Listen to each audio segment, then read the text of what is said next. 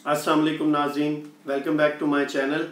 आज की हमारी वीडियो का टॉपिक जो है वो F4 वीज़ा केस प्रोसेसिंग के हवाले से है और बहुत सारे लोगों ने मुझे मेरी गुज़श्ता वीडियोस के कमेंट्स में रिक्वेस्ट की कि आप इस टॉपिक पर भी वीडियो बनाइए। तो आज की वीडियो जो है वो F4 वीज़ा कैटेगरी के हवाले से है। तो इस हवाले से बात करने से पहले बताता चलूं कि इस वीडियो में मैं आपको F4 और F3 कैटेगरी तकरीबन सेम ही होता है, इसके हवाले से और इसके वीज़ा केस प्रोसेसिंग के हवाले से हर मुमकिन हद तक मालूमात फराहम करने की कोशिश करूंगा। तो वीडियो स्टार्ट करते हैं। इसमें आपको बताता चलूं कि ये प्रोसेस भी 12 स्टेप्स पर मबनी होता है और 12 स्टेप्स की एक वीडियो ऑलरेडी मौजूद है, क्योंकि तमाम फैमिली कैटेगरीज के जो वीज़ाज होते हैं वो इसी 12 स्टेप्स से गुजर कर इंटरव्यू तक पहुंचते हैं। इस कैटेगरी में आपके यूएस सिटीजन ब्रदर या सिस्टर, बहन या भाई आपके लिए अप्लाई करते हैं और फॉर्म I-130 को यूएस फिल आउट करने के बाद USCIS में जमा करवाते हैं, जिसमें तमाम ज़रूरी कागजात वगैरह मौजूद होते हैं और फिर तमाम कागजात को USCIS चेक करता है और चेक करने के बाद आपके केस को अप्रूव करता है, जिसमें डिपेंड करता है।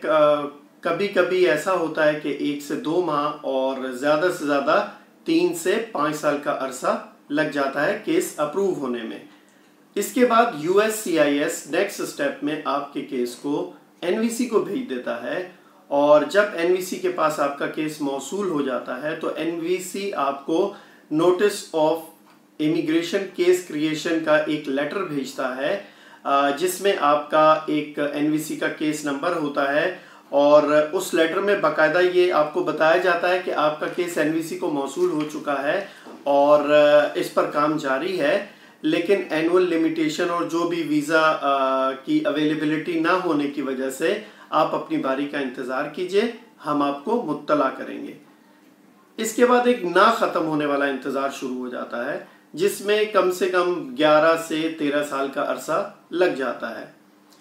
यहाँ ये बताता चलूँ कि इस लंबे इंतज़ार की वजह यह है कि इस वीज़ा कैटेगरी पर एनुअल वीज़ा लिमिटेशन अप्लाई होती हैं, क्योंकि हर साल एक मखसूस तादाद में दुनिया के तमाम ममालिक को वीज़े दिए जाते हैं फैमिली कैटेगरीज के हवाले से, जो कि तकरीबन 2,26,000 की लिमिट बनती है और इसमें से तकरीबन 65,000 वीज़ा जो हैं वो F4 कैटेगरी को मिलते हैं पूरी दुनिया में।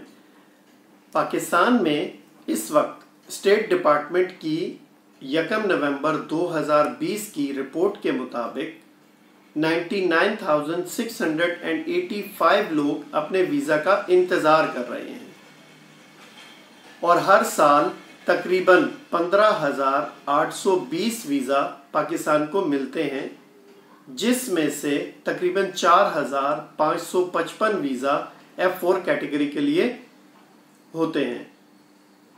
इस हिसाब से हर महीने 379 वीज़ा की लिमिट बनती है। इसमें हर फर्द का एक वीज़ा अलग शुमार होता है, जैसे कि किसी फैमिली के 4 अफराद हैं, हस्बैंड, वाइफ और 2 बच्चे, तो जब उनको वीज़ा मिलेगा तो ये 4,555 की एनुअल लिमिट में से 4 वीज़ा माइनस हो जाएंगे। तो ये जितने भी मैंने आपको अवामिल बयान किए, ये तमाम इस वीज़ा कैटेगरी के प्रोसेस को स्लो करते हैं और इसलिए इसमें इतना ज़्यादा वक्त लग जाता है अप्रूव होने में। अब आते हैं कि जब आपकी प्रायोरिटी डेट चार्ट बी, जिसको फाइलिंग चार्ट कहते हैं, उसमें जब करंट हो जाती है तो आपको एक वेलकम लेटर भेजा जाता है NVC की जानिब से, जिसमें आपका NVC का केस नंबर और आपकी रिसिप्ट ID मौजूद होती है और उसके बाद आप उसको CEC की वेबसाइट पर रजिस्टर करते हैं अपने अकाउंट को और लॉगिन होते हैं, जिसमें आप जब लॉगिन हो जाते हैं वेबसाइट पर तो वहाँ पर जो है वो आपको फिर 2 तरह की फ़ीस पे करनी होती है। सबसे पहले स्टेप में उसमें आपको जो है केस प्रोसेसिंग फ़ीस पे करनी होती है और इसके अलावा एफिडेविट ऑफ सपोर्ट की फ़ीस पे करनी होती है। एफिडेविट ऑफ सपोर्ट फिर उसके बाद आप जमा करवाते हैं, जो कि आपका पटिशनर जमा करवाता है। एफिडेविट ऑफ सपोर्ट में बेसिकली आपके पटिशनर की इनकम की डिटेल्स होती हैं, आपके साथ रिलेशनशिप की डिटेल्स होती हैं, आपके फैमिली की डिटेल होती है और उसके हाउस होल्ड की डिटेल्स होती हैं। इसके अलावा उसके गुज़िश्ता 2-3 साल के 4 साल के जो टैक्स रिटर्न्स होते हैं उनकी डिटेल्स भी वो जमा करवाता है। इसके बाद आ जाता है एप्लीकेंट की तरफ DS 260 फॉर्म। DS 260 फॉर्म एक बहुत लंबा फॉर्म है जिसमें तमाम जितने भी एप्लीकेंट्स होते हैं और एप्लीकेंट के साथ जो उसके डेरिवेटिव्स होते हैं उनकी फीस पे की जाती है। पे करने के बाद उनके तमाम पर्सनल इंफॉर्मेशन प्रोवाइड की जाती है, जिसमें गुज़िश्ता तकरीबन 5 साल 6 साल की आपकी रिहाइश, आपके फ़ोन नंबर जो आपने यूज़ किए, आपने जो सोशल मीडिया अकाउंट्स यूज़ किए, आपकी कहाँ कहाँ रिहाइश रही, वो तमाम तफसीलात और इसके अलावा आपकी एम्प्लॉयमेंट की तफसीलात भी उसमें दी जाती हैं। और फिर उसके बाद आपके तमाम सिविल डॉक्यूमेंट सबमिट करवाए जाते हैं, जिसके बारे में मैं ऑलरेडी 12 स्टेप्स की वीडियो में बता चुका हूँ तफसील से। यहाँ पर ये बात आपको बताता चलूँ कि पाकिस्तान के अंदर तमाम जो डॉक्यूमेंट्स जमा करवाए जाते हैं सिविल डॉक्यूमेंट्स, उसमें निकाहनामा होता है उर्दू का, उसके साथ उसकी ट्रू ट्रांसलेशन होती है नोटरी पब्लिक से, और उसका नादरा का निकाहनामा होता है। ये तीनों फाइल्स एक फाइल की सूरत में, PDF की सूरत में, 2 MB के अंदर के साइज की फाइल की सूरत में जमा करवाना होता है, अपलोड करना होता है। इसके अलावा आपकी तमाम तालीमी असनाद, आपके बर्थ सर्टिफिकेट्स, और स्पेशली F4 कैटेगरी है तो आपका FRC भी लाजमी होना चाहिए। इसके अलावा FRC हो गया, आपका पासपोर्ट हो गया, आपकी पासपोर्ट साइज पिक्चर्स हो गई। इसके अलावा आपकी तमाम जो डिग्रीज़ वगैरह हैं, जो सर्टिफिकेशंस हैं मुख्तलिफ इंस्टीट्यूशन से अगर आपने सर्टिफिकेट्स लिए हुए हैं वो हो गए। इसके अलावा आपके जो है वो एम्प्लॉयमेंट की डिटेल होती है। और इसके अलावा एडिशनल डॉक्यूमेंट्स के अंदर आप जो आपका पटिशनर है उसके साथ आपकी पिक्चर्स, उसके साथ आपकी वीडियो चैट्स की डिटेल्स, स्क्रीनशॉट्स जो होते हैं, और उसके अलावा व्हाट्सएप चैट के स्क्रीनशॉट्स वगैरह आप अपलोड कर सकते हैं। तो ये आपके केस को मज़ीद स्ट्रॉन्ग करता है। इसके बाद इसी तरह तमाम 12 स्टेप्स को आप कंप्लीट करते हैं। जब आपकी वेलकम लेटर और ये तमाम डॉक्यूमेंट्स अपलोड हो जाते हैं और उसके बाद आपके ये तमाम डॉक्यूमेंट्स चेक किए जाते हैं, और फिर आपको NVC जो है वो इन तमाम कागजात और तमाम फराहम करदा मालूमात को चेक करने के बाद आपको एक डॉक्यूमेंट एक्सेप्टेड या डॉक्यूमेंटरीली क्वालिफाइड की एक ईमेल आती है, जिसमें आपको बता दिया जाता है कि आपके डॉक्यूमेंट्स एक्सेप्ट हो गए हैं और अब आप इंटरव्यू का इंतज़ार कीजिए।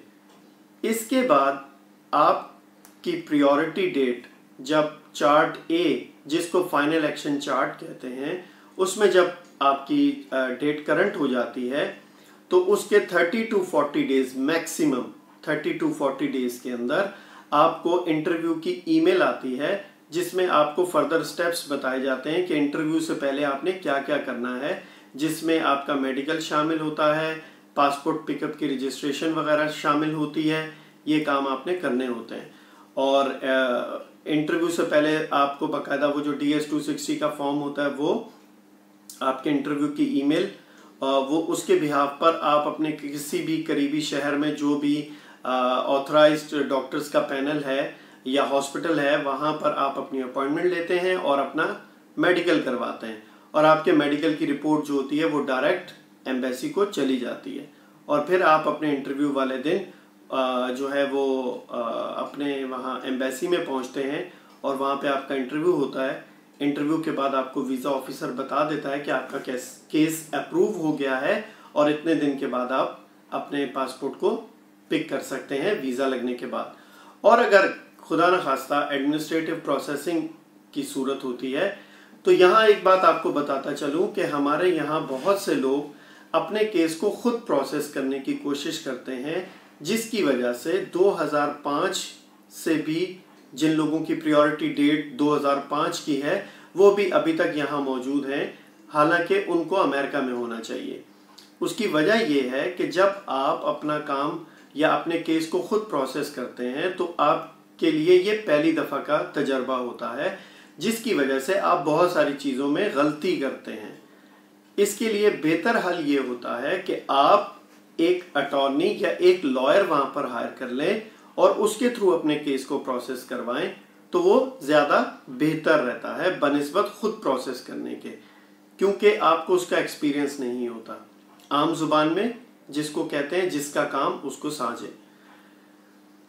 एक आसान सी और मिसाल इसके लिए दूंगा कि जब 2005 के जो लोग हैं उन्हें इस वक्त अमेरिका में होना चाहिए और तकरीबन 1 से 2 साल हो जाने चाहिए उन्हें अमेरिका में, तो जब आप वकील को हायर नहीं करते तो वकील नॉर्मली 3 से 4,000 डॉलर या 5,000 डॉलर की फीस मांगता है आपसे।